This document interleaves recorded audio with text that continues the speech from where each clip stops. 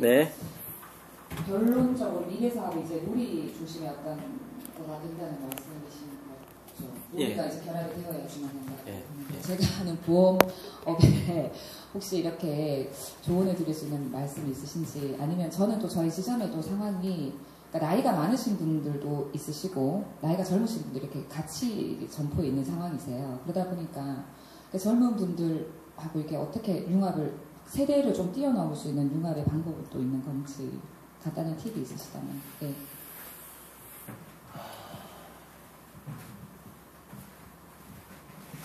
감사합니다. 결국에는 제가 보험연구원에 계신 분이랑 오랫동안 얘기한 적이 있어요. 결국 보험은 AI한테 넘어가요. 언젠가는 넘어가는데, 예를 들어서 설계사다 그러면 그 보험회사 내에 있는 분 중에서 사람을 아주 잘 다루는 사람 소수만 남게 되고 점차적으로 이렇게 하게 되는데, 그러니까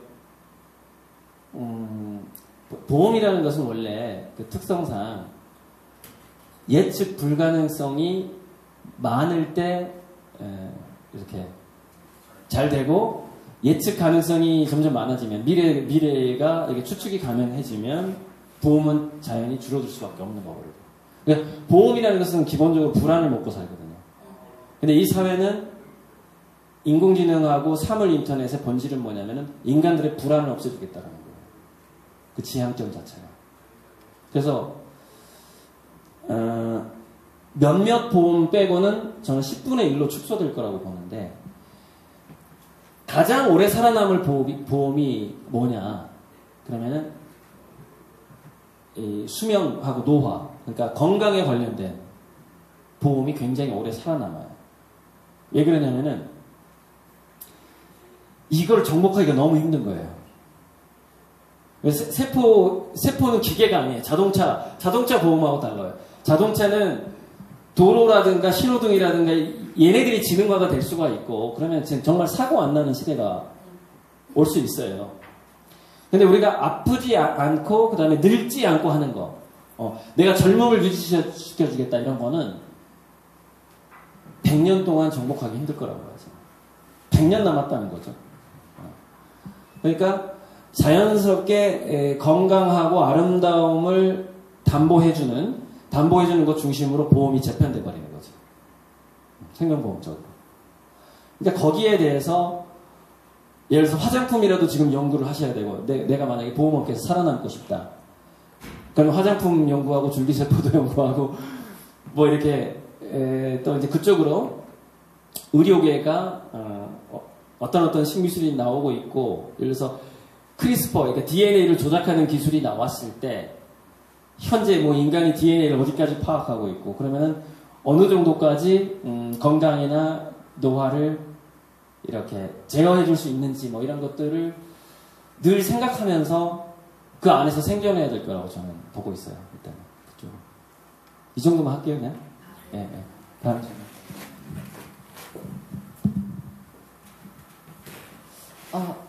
요즘에 보니까요, 저희가 이제 4차 산업 얘기가 정말 많이 나오고 있잖아요. 근데 저희가 어렸을 적에 기억을 해보면은 가끔 이렇게 어릴 때 누워가지고, 저 전등불 끌어가기 싫은데, 누가 꺼? 오빠가 좀 꺼? 뭐 이런 얘기 많이 하고, 네가 꺼? 이런 얘기를 많이 했잖아요. 그런데 어느 순간, 이게 저희 리모컨이 나와서 그냥 누워서 이게 전원을 끌 수가 있고, 이제 휴대폰 20년 전만 해도 그냥 냉장고 같은 휴대폰이 있었는데, 지금은 이제 모두 휴대폰으로 다 할 수 있는 그런 상황이 됐잖아요. 근데 20년이라는 시간이 어떻게 보면 이제 변화의 물결이 많이 일어났던 것 같아요. 아까 보험 관련된 얘기 하시는데, 예전에는 사람에 대한 보험을 많이 들었다고 하면은 지금은 휴대폰에 대한 보험도 들어야 되잖아요. 그렇다시피 이제 컴퓨터에 대한 보험들도 점점 늘어나지 않을까라는 생각을 가끔 해보기도 하는데, 혹시 교수님께서는 앞으로는 이런 게 조금 좀 생활의 변화가 좀 있을 것 같다. 어떤 부분에 있어서 우리가 생각하지 못했던 부분에 대한 것들이 있는지 좀 궁금한 생각이 그러니까 들고요. 네. 우리의 좀 상식을 좀 많이 벗어난 변화 같은 것들. 네네. 그죠? 지금 우리가 이제 음성인식 인공지능 시대잖아요. 바야흐로 이제 왔는데, 지금 무인자동차 연구 중에서 자동차가 우리 뇌파를 스캔하는 연구까지 지금 되고 있거든요. 그러니까 말이 필요 없이 생각만으로 사물들이 제어되는 시대가 오고 있는 거예요. 그게 생각만으로. 그다음에 자동 통역에서도 내 말을 인식해서 통역해 주는 게 아니라 생각을 인식해서 통역을 해주는 또 시대로 넘어가고 있고요. 그러니까 진짜 텔레파시 같은 그런 일들이 벌어지는데, 아까 제가 한 가지 빼먹었던 게, 처음에 이제 전자계산기를 시험장에 들고 가더니 뭐 오픈북을 하더니 그 다음에 구글 검색까지 하게 되더라. 그러면 이제 거기서 우리가 필요이전의 인간의 능력들이 좀 달라지고, 마지막엔 내가 왜 살지? 너 왜 이걸 하려고 하는데? 그런 의도를 물어본다거나 목적을 물어보는 방식으로. 근데 그 의도나 목적을 물어보는 존재가 다른 인간이 아니라 누가 물어보냐면 인공지능이 물어본다는 거예요. 인공지능이. 그래서 그게 다른 사람들을 해치는 것만 아니면 내가 해줄게 이렇게 나온다는 거죠. 그래서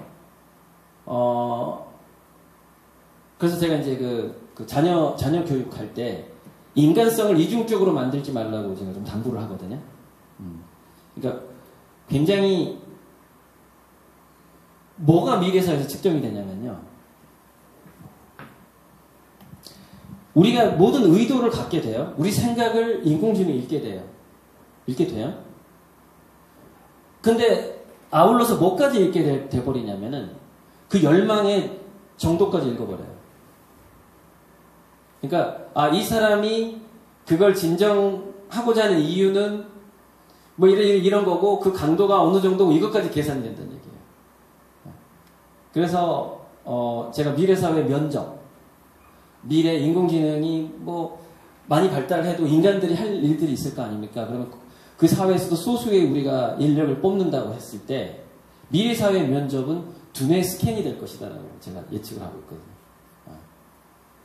질문을 던지긴 던지는데 질문을 던지는 목적이 뭐냐면 두뇌의 변화를 파악하려고 던지는 거예요. 그러니까 그 어떤 질문을 던져도 뇌파가 다 파악돼 버리는 거죠. 거짓말 탐지기보다 훨씬 정확하게. 그래서 이제 뇌 지문이라고 그래가지고 과거에 살았던 것을 우리가 회상하기도 하고, 그다음에 꿈을 꾸기도 하고 그러잖아요. 근데 그것을 비주얼로 이렇게 영화처럼 표현해주는 기술도 굉장히 많이 발달돼 있어요. 그래서 우리가 신과 함께라는 그 영화를 보면은 죽었을 때 저승에 가서 그 저승사자들이 너 과거에 이랬었지 그러면서 영상을 보여주잖아요. 근데 그게 우리가 살아서 가능하게 돼요. 자기 어렸을 때 영상이 물론 약간 왜곡돼서 나올 수는 있지만 살아서 과거가 다 스캔돼 버리는 거예요. 그래서 제가 애들을 이중적으로 키우지 말라고 하는 거예요. 그러니까 이중적으로 키우지 말라는 얘기는 뭐냐면, 부모가 간섭해서 이거 해야 돼 저거 해야 돼 라고 이끌지 말고 왜 넌 그걸 하고 싶어 이런 식으로. 그 다음에 가급적이면 개입하지 말고 정말 그 아들러가 얘기했던 방식대로 그게 진짜 자기가 원하는 것인지, 그래서 그거를 허락해 줘야 된다는 거예요. 그러면은 얘가 욕망하고 행동이 이중적으로 되지 않죠. 그러니까 욕망은 A인데 부모나 선생님이 B를 시켰기 때문에 나는 욕망이 A인데 자꾸 B를 한단 말이죠. 근데 이게 제 생각에 10년 내에 정확하게 측정이 될 것 같아요. 그래서 그러면 욕망하고 그러니까 자기의 진짜 본능하고 그다음에 자기 행동 패턴이 일치하지 않았을 때 예측되는 게 뭐냐? 두뇌가 창의성이 안 나온다는 거예요. 그래서 그런 인재는 완전히 도태되는 거죠. 그래서 미래 사회에서 인공지능하고 협업을 하는 이제 우리가 인공지능을 얼마든지 활용을 해서 뭔가를 하게 되거든요. 그래서 제가 어제 예측했던 것 중에 하나가 뭐냐면, 만물의 서비스와 우리 그 2018 코리아 트렌드 거기에 중간쯤에 나오는 거예요. 만물의 서비스화가 나오는데 모든 것이 공짜로 주어지기 때문에 이렇게 서비스가 아무튼 우리가 생각하는 대로 이렇게 모든 것들이 이렇게 서비스화되는 이제 그런 세상이 와요. 근데 그런 세상에 왔을 때 인공지능도 서비스가 되고 전기도 공짜가 되고 인공지능도 공짜가 되고 인프라들이 굉장히 많이 공짜가 되는 현상이 나타나거든요. 그리고 구글이 인공지능을 만들긴 했지만 인공지능이 구글의 소나기에서 벗어나게 돼요. 더 발달해버리면은 자기 통제권을 벗어나게 돼요. 그래서 인공지능은 전 인류를 위해서 봉사하게 되거든요. 그래서 지금은 우리가 망을 쓸 때 와이파이를 쓸 때 거기에 대한 돈을 지불하잖아요. 근데 가까운 미래에 그 지불할 필요가 없어져요. 그래서 미래 사회는 오직 한 가지 가치가 인간에게 굉장한 가치가 남는데 누군가가 그 놀이 방식을 처음으로 생각한 사람, 이게 굉장한 가치가 돼요. 그래서 지금 우리가 프리라이딩, 무임승차가 불가능한데 미래 사회는 모든 인프라와 모든 에너지와 모든 수단의 무임승차가 가능해져요. 그래서 지금 우리 아이들을 가르칠 때 저는 이런 말도 좀 위험하다고 봐요. 세상에는 공짜가 없어라는 말도 좀 위험하다. 네, 우리가 그 말 굉장히 많이 쓰거든요. 근데 패러다임이 바뀌어요. 사실 세상이 다 공짜가 돼버리는 거예요. 근데 문제는 뭐냐? 내가 공짜로 다 줄게 했는데 이런 인간들이 있는 거예요. 다 줘요? 다 주세요. 근데 내가 뭘 원하는지 나도 모르겠는데요. 다 줄 준비가 다 돼 있다는 거야. 인공지능이 주겠대. 근데 미안해요. 제가 욕망이 없어요. 자, 이런 인간. 그리고 너가 생각하는 대로, 너 아이디어 떠오르는 대로 우리 인공지능이 다 해줄게. 다 펼쳐줄게. 생각하기 싫어요. 그리고 왜 꼭 새로운 생각을 해야 돼요? 이런 인간들이 굉장히 많아진다는 거예요. 그래서 미래사회에서 인공지능이 애타게 찾는 사람은 누구냐? 늘 욕망하고 막 욕망 덩어리, 이렇게. 활기차고 막 새로운 걸 시도하고자 하는 그런 인간형만 찾아서 돌아다니게 되는 거예요, 인공지능이. 이거 돈하고 상관이 없어요. 모든 게 공짜가 되는 거죠. 다 해주게 되는 거죠. 근데 현실에서 안 되면 가상현실에서 해줄게 이렇게 나오는 거예요. 현실에서 안 되면. 현실에서 네가 그걸 하면은 피해가 많이 가니까 내가 가상현실에서 진짜 사람들한테 피해 안 가게 그거 하나 내가 시스템 하나 만들어줄게 이런 식으로 나오는 거죠. 세상에 공짜가 된다.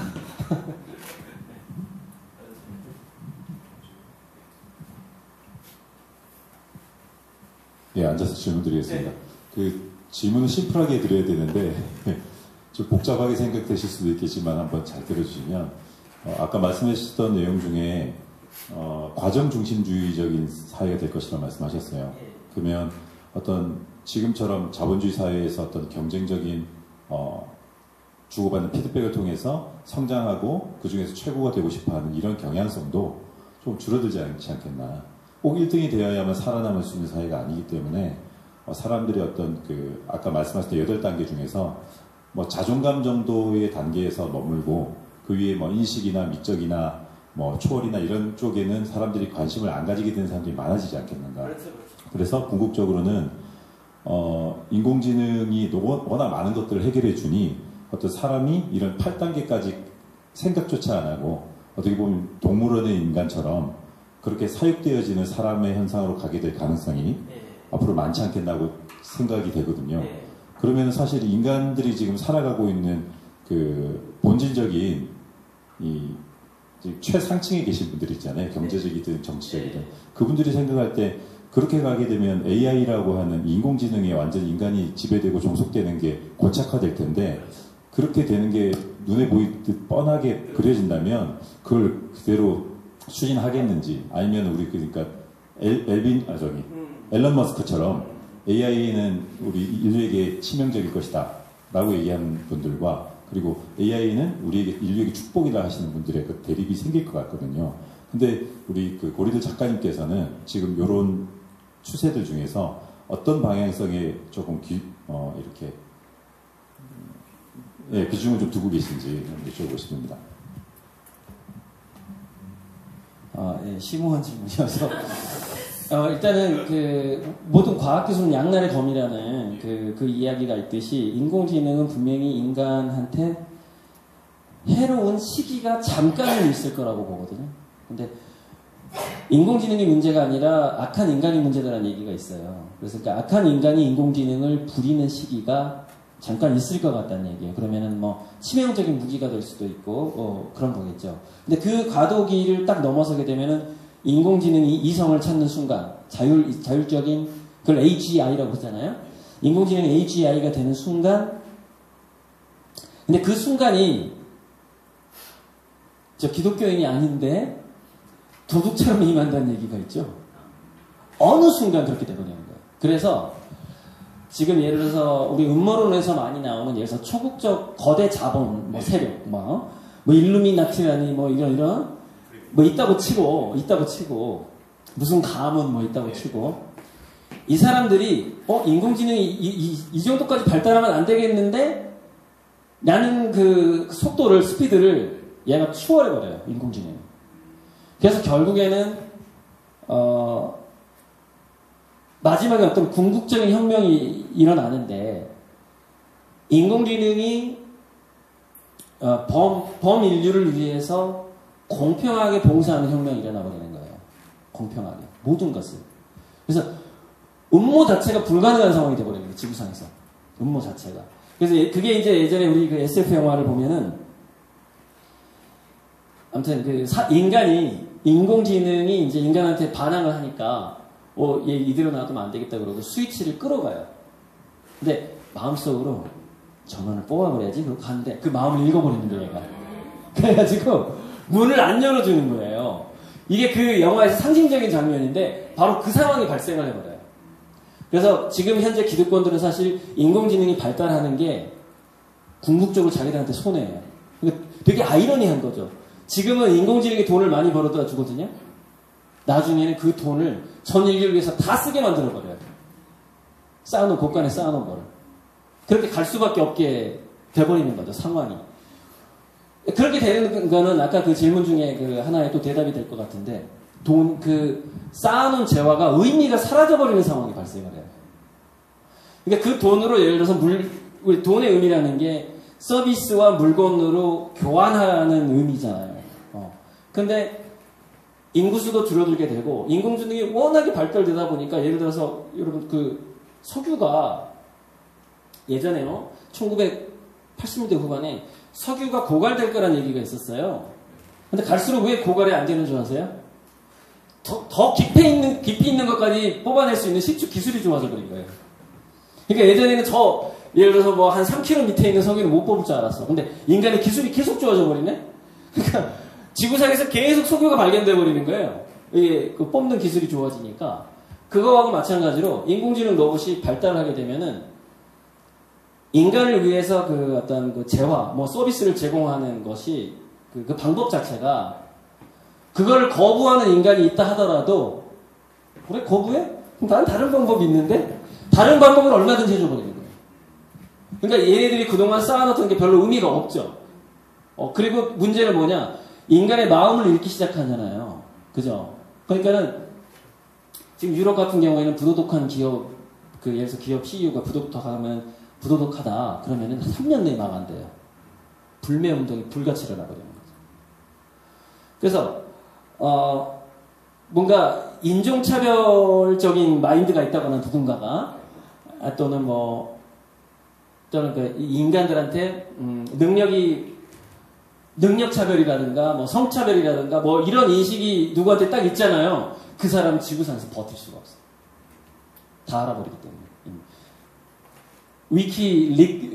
리크스 버전이 엄청나게 강한 리크스가 나오는 모든 게 다 누설되는 그런 공개되는 세상이 돼버리는 거죠. 참 한 가지만 더 대답하면 끝나겠네요. 또 한 가지 뭐냐면 그래서 자아실현 단계까지 이제 인간이 가지 않을 것 같다. 그런데 그렇다기보다는 지금까지의 자아실현이 돈을 벌고 사회적인 지위를 올리는 시대였다면, 왜냐면 차별이 존재했으니까. 근데 이제 차별이 존재하지 않는 시대가 됐잖아요. 그때는 뭐냐면 자아실현에 들어가는 게 별종, 창의성, 독창적인 놀이. 나 심심했는데 나를 안 심심하게 해줘. 뭐 이런 것에서 자아실현을 느끼는 방식으로 바뀌는 것이지 자아실현 자체가 사라지진 않죠. 인간의 잘나고자 하는 욕망, 그게 계속 존재를 하게 되고, 인간의 기본적인 욕망이 자존감하고 소속감이에요. 근데 소속감에 있어서는 굉장히 뭐 자기들만의 동호회라든가 이런 게 엄청나게 발달을 하게 될 것 같고, 자존감 측면에 있어서는 그 자존감도 동호회 내에서의 자존감이 가장 주목받는 상태가 될 것 같아요. 그러니까 지금 우리가 예체능이나 춤이라든가 이런 것들 굉장히 눈여겨봐야 되고, 그래서 보험 중에서도 예를 들어서 당신이 지루해질 때 지루해지지 않도록 하겠습니다라는 보험이 나올지도 몰라요. 우리가 당신을 지루하지 않게 해드리겠습니다. 이런 보험. 그러니까 안전하게 하겠습니다 이런 게 아니라, 예, 그런 게 대답이 좀 됐죠. 예.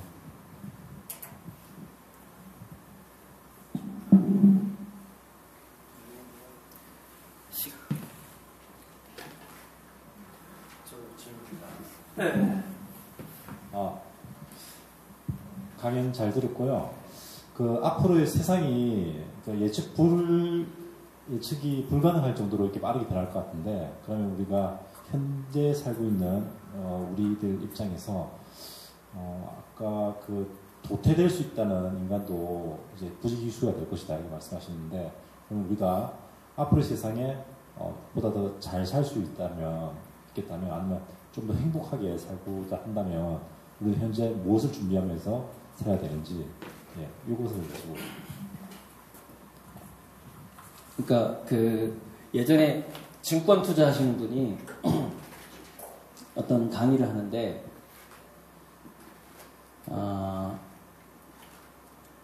그래서 인공지능이 지금 초단타 매매를 하는데 1초에 1000번을 거래할 수가 있다. 옛날에는 1초에 100번이었거든요. 근데 최근 제가 들은 바로는 인공지능이 주식 투자를 1초에 1000번을 한대요.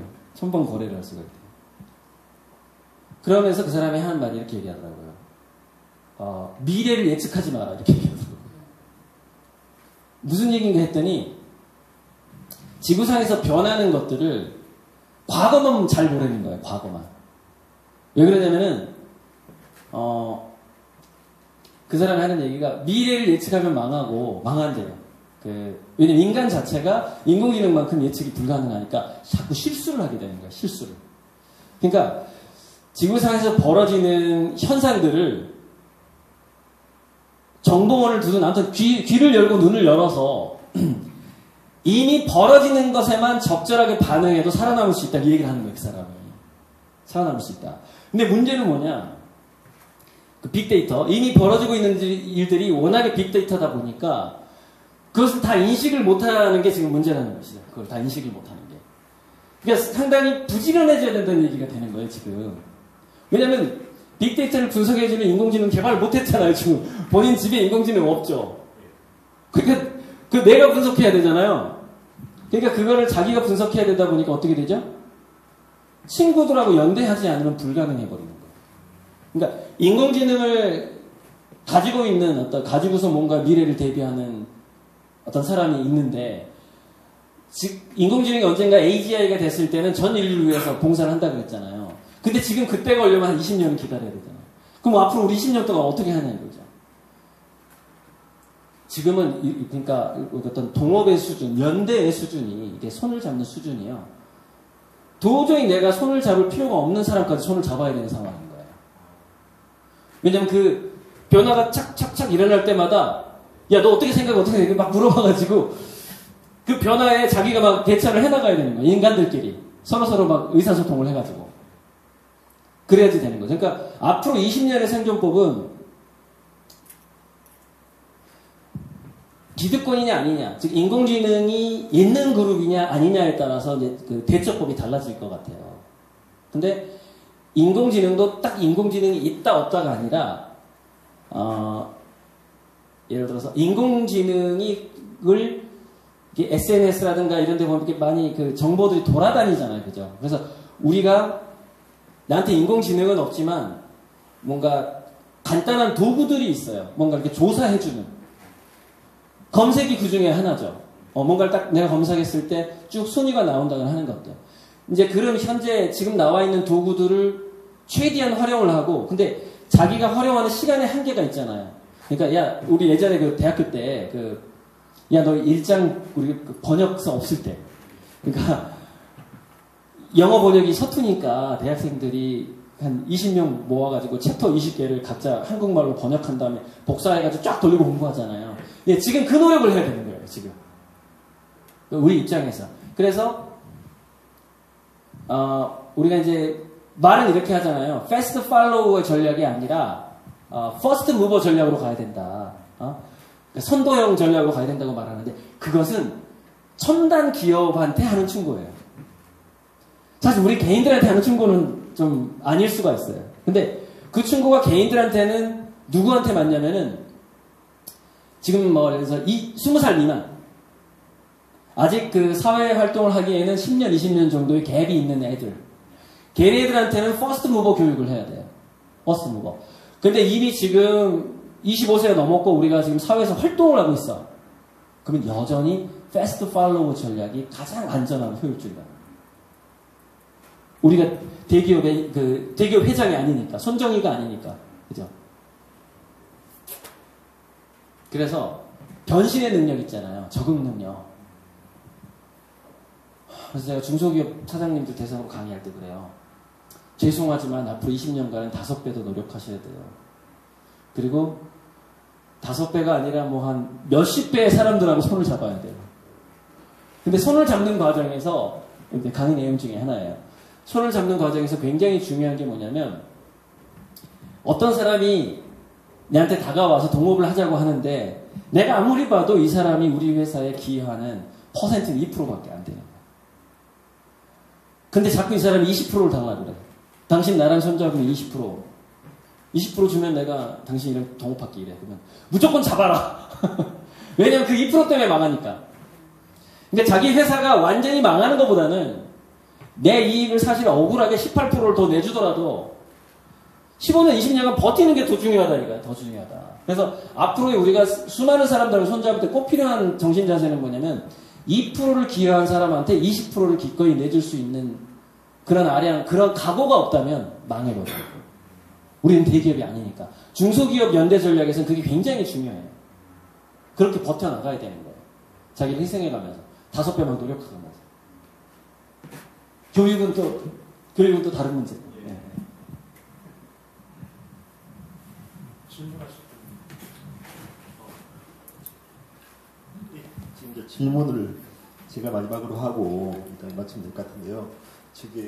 제가 보통 이렇게 누굴 만나면은 질문 드리는 게 한 가지가 있습니다. 그 뭐냐면은 가장 요 근래에 또는 선생님 보시고 좋은 책, 4차 혁명에 대해서 혹시 추천해 주실 만한 책이 있다면은 우리 학생분들한테 좀 알려주시면 감사하겠습니다.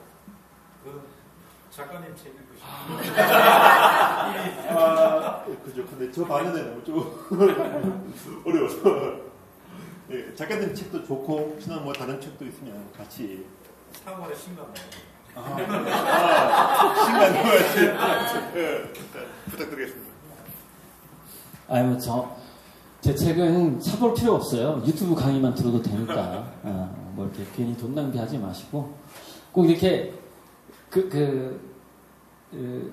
어쩌면, 기금은 다양성이 굉장히 중요한 것 같아요. 다양성이. 그래서,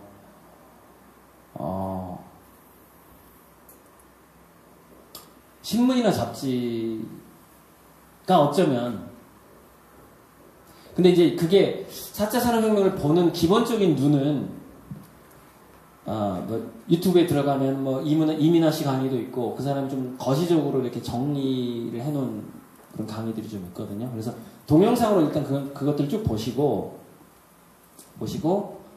그러니까 제가 공부하는 방식이에요. 그리고 이제 최근에 나온 신문 기사, 그러니까 저는 이제 과학 잡지를 한 3종류를 훑어봐요. 근데 지금은 공짜예요. 그러니까 과학동화도 이메일로 공짜로 날라오고요. 과학동화, 사이언스, 그다음에 뭐 하나 있어요. 그리고 또 제가 최신 의료 정보를 또 받아봐요. 이메일로. 그러니까 이메일로 잡지를 구독하는 게 사실 굉장히 중요하다. 이건 제가요, 대학교 1학년 때 들었던 얘기예요. 그리고 이 얘기를 또 누가 했느냐면 워렌 버핏이 했어요. 그 주식 투자할 때 어떤 대단한 미래학자가 한 얘기예요. 당신은 미래를 어떻게 먼저 알고 뭐 가치 투자를 하느냐 그랬더니 자기는 그걸 전부 다 잡지에서 그 지식을 얻는다고 그랬어요. 네. 저는 이제 그런 잡지식을 제 책에다 모아놓긴 해요. 네. 모아놓긴 하는데 제가 이제 시중에 나가서 이렇게 책을 쭉 찾아보면 저는 그래서 잡지식이 많은 책을 좋아하거든요. 그러니까 가격 대비 두꺼우면 무조건 사요. 가격 대비. 이게 가격 대비 책이 두껍다. 그러면은 뭔가를 막 많이 집어넣어놨다는 얘기거든요. 그럼 그 중에서 내가 필요한 것만 보면 돼요. 가격 대비 두께가 앞으로 제가 그렇게 책을 쓰도록 하겠습니다. 가격 대비 두껍게 책을 쓸 텐데 종이값이 좀 많이 들어가요. 그래서 블록체인 혁명이라는 책이 있잖아요. 최근에 나온 것 중에 그게 좀 뭔가 명확하게 정리는 안 해놨거든요. 근데 뭐 수다 떨듯이 뭐 별 얘기가 되게 많아. 이렇게 이런저런 얘기. 그러니까 잡지를 그냥 중요한 거 한 장씩 뜯어가지고 이렇게 붙여놓은 것 같아요. 근데 어찌 보면 그런 책이 가장 유익한 책입니다. 그러니까 어떤 단행본이 지금 저는 좋다는 얘기를 하는 건 아니에요. 최신 정보를 뿌려주는 그 전문 잡지 속에서 우리는 사실 그러니까 좀 전에 질문이랑 딱 통하는 얘기인데 패스트 팔로우 전략을 해야 되잖아요. 근데 가장 빠른 정보가 어디가 나오나 봤더니 그게 전문 잡지에서 가장 빨리 나오더래요. 예를 들어서 의료 전문 잡지 그러면 지금 크리스퍼 기술이 여기까지 왔다 이런 얘기는 신문에 안 나와요. 그러니까 전문 잡지 가장 먼저 나오고 그 다음이 그 중에서도 작은 것들이 많이 나오죠. 전문 잡지에는. 근데 그 중에서 굵직한 거 있죠. 굵직한 게 이제 일간지에 나오는 거예요. 굵직한 게 일간지. 근데 일간지에 나오는 것 중에서 더 굵직한 게 라디오에 나온대요.